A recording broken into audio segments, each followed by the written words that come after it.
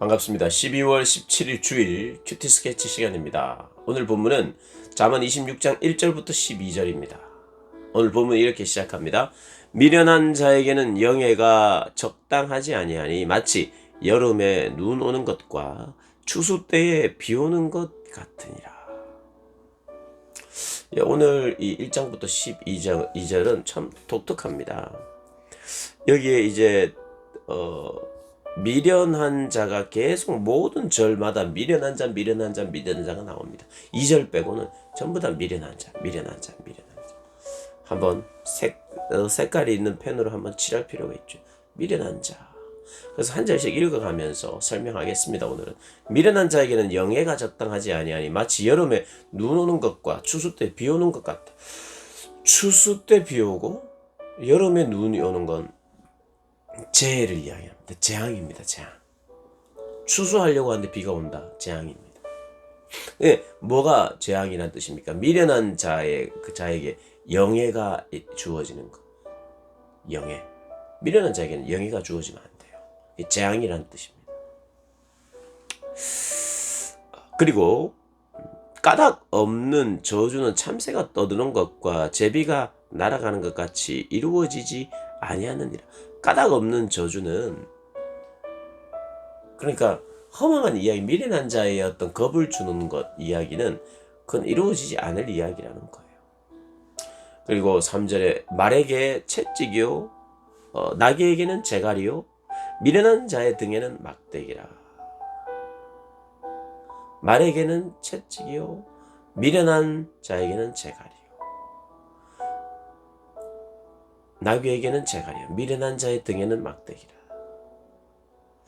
자, 이게 무슨 말이냐면 어리석은 자는 물리적인 이 어떤 채찍에 맞고 물리적인 억압이 있는 나귀나 말, 그들은 이 채찍을 통해서 일을 하잖아요. 움직이잖아요.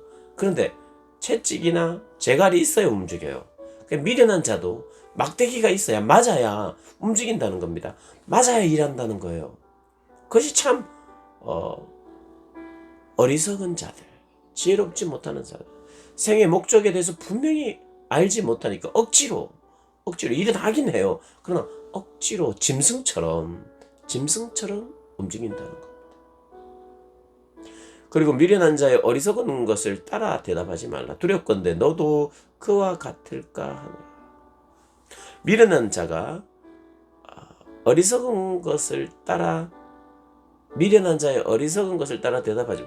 미련한 자의 질문이나 미련한 자와 대화할 때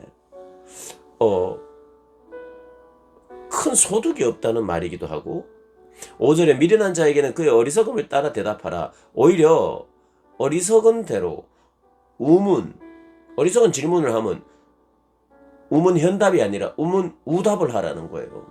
어리석은 질문을 했느냐? 어리석게 대답하라는 거예요. 왜요? 그가 스스로 지혜롭게 여길 수도 있으니까. 어리석게 질문했는데 그 질문에 대해서 내가 현명하게 대답하면 자기가 좋은 질문을 한 것처럼 착각할 수 있으니까. 어리석은 질문을 하면 그 질문에 대해서, 질문이 잘못됐기에 어리석은 답을 하라는 거예요. 그래야 그가 우쭐거리지 못한다는 거죠. 그 다음 6절에 미련한 자 편에 기별하는 것은 자기의 발을 베어버림과 해를 받음과 같으니라. 이 미련한 자를 찾고 미련한 자를 의지하는 것은 자기 발을 베어버림 같이 이게 큰 손해라는 거예요. 그러니까 미련한 자에게 뭔가를 얻으려고, 아이디어를 얻으려고, 조언을 받으려고 해서는 안 된다는 거예요. 7절에 저는 자의 다리는 힘없이 달렸나니 미련한 자의 입에 잠언도 그러하니라. 8절 미련한 자에게 영예를 주는 것은 돌을 물매에 매는 것과 같으니라. 미련한 자의 잠언, 미련한 자가 잠언이라고 말하면서 잠언이라고 여기는 그 말은, 그것은 가치가 없다는 말입니다. 가치가 없어요. 미련한 자에게 영예를 주는 것이 가치가 없는 일이라는 거예요. 미련한 자의 잠언이라고 말하는 것도 가치가 없는 거예요. 9절에 미련한 자의 입에 잠언은 술 취한 자가 손에 든 가시나무 같다. 역시 미련한 자의 입에 잠언은 가치가 없다는 거예요. 그래서 술 취한 자가 손에 가시나무 같은 걸 들으면요, 이 위험해요. 위험해. 가시나무로 막 흔들며 사람이 다칠 수도 있어요. 위험하다는 거예요. 목적도 없고 방향도 모르고 참된 목적도 모르는 사람, 그 사람들이 말하는 미련한 자죠. 미련한 자. 그들의 잠언은 의미가 없다는 거예요. 그리고 10절에 장인이, 뭔가를 잘 만드는 장인이 온갖 것을 만들지라도 여러 가지 만듭니다. 그런데 미련한 자를 고용하는 것은, 만약에 장인이, 뭔가를 만드는 사람이 미련한 자를 고용했다. 그러면 지나가는 행인을 고용한 것 같다는 거예요. 미련한 자가 지나가는 행인이나 다름없다. 지나가는 행인이라는 것은 그런 분야에 대한 뭔가 전문 지식도 없고, 이 장인이 뭔가를 만들잖아요. 그 만드는 것을 도와줄 수 있는 자가 아니라는 거예요. 검증 안 된 자라는 거예요. 검증 안 된 자를 검증 안 된 자가 미련한 자죠. 그럼 미련한 자를 고용하는 것은, 검증 안 된 자를 고용하는 것은 그건 망하는 길이라는 거예요. 검증이 안 됐는데 지도자가 된다든지, 검증이 안 됐는데 그 사람이 일을 맡긴다든지 할 수 없어요. 검증이 된 자. 11절, 개가 그 토한 것을 도로 먹는 것 같이 미련한 자는 그 미련한 것을 거듭 행한다. 사람은요, 토한 것을 다시 먹는 법이 없습니다. 왜요? 역겨워서 못 먹어요. 먹고 싶지도 않죠. 근데 개는 토한 것을 먹어요. 부담이 안 돼요. 토한 것을 먹는 게 개에게 부담이 안 돼요. 그러니까 개에게는 괜찮아요, 어떻게 보면. 그럼 먹어요. 근데 사람은 토한 것을 못 먹습니다. 근데 미련한 자는 토한 것을 먹는 것과 똑같아, 이 말입니다. 그러니까 이것은 토한 것을 또 먹고 토한 것을 또 먹고 개선이 안 된다는 거예요. 미련한 자의 삶은 개선이 안 되는 것 같아요. 불가능해 보여요. 그런데 12절이 참 무서운 말입니다. 네가 스스로 지혜롭게 여기는 자를 보느냐. 자, 스스로 내가 척하는 사람 있죠. 지혜로운 척하는 사람.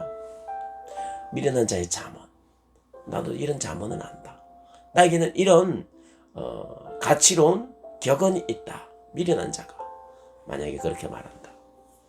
그리고 그 미련한 자인데, 이 사람이 지혜로운 척한다. 만약에 자기를 스스로 지혜롭게 여기는 자가 있다면 그 사람이 진짜 희망이 없는 사람이라는 거예요. 그 사람은 미련한 자보다 못한 사람이고, 오히려 미련한 자에게는 희망이 있다. 지금 이제까지 우리가 미련한 자가 개선이 불가능해 보이는 자처럼 여겨졌는데, 마지막 절에 12절에 그것보다 더 희망이 없는 사람이 있고 그것보다 나쁜 사람이 있는데, 척하는 사람이다. 척하는 사람. 오히려 미련한 자는 미련이 보이는데 자만에 젖어 있다든지 게으른 자라든지, 그래서 게으르고 자만에 젖어 있는데 척하면 그 사람은 진짜 희망이 없는 사람입니다. 개가 토한 것을 도로 먹는 것은 미련한 자라면, 척하는 사람은 그 미련한 자보다 더 희망이 없는 자라고 오늘 이야기합니다. 그래서 여러분, 어떻게 보면 미련한 자보다 위선하는 자, 위선자가 정말 희망이 없는 자입니다. 예수님께서 서기관, 바리새인 이런 사람들에게 독사의 자식들아 이렇게 이야기합니다. 어떻게 예수님이 그런 말씀하실 수 있을까요? 왜 그랬어요? 그 사람 위선하는 자들이었거든요. 위선하는 자들은 정말 개선의 여지가 없고 개선이 불가능해 보이는 사람보다 더 희망이 없는 사람에게 예수님께서 그런 강한 그건 어조를 말함으로, 그런 방식으로 그들을 깨워내기 위하여, 그리고 동시에 위선을 얼마나 우리 주님이 미워하시는지를 가르쳐주기 위하여 그렇게 말씀하십니다. 사랑하는 여러분, 미련한 자 되어서는 안 되고요, 더더욱이 그렇게 되어서는 안 되는 사람 어떤 사람이냐? 척하는 사람, 위선자, 위선하지 않고 척하지 않고 미련하지 않고 진실하고 절제하고 부드럽고 온유하고 사랑이 넘치는, 인내하는 그런 저와 여러분 되시기를 주님의 이름으로 축복합니다.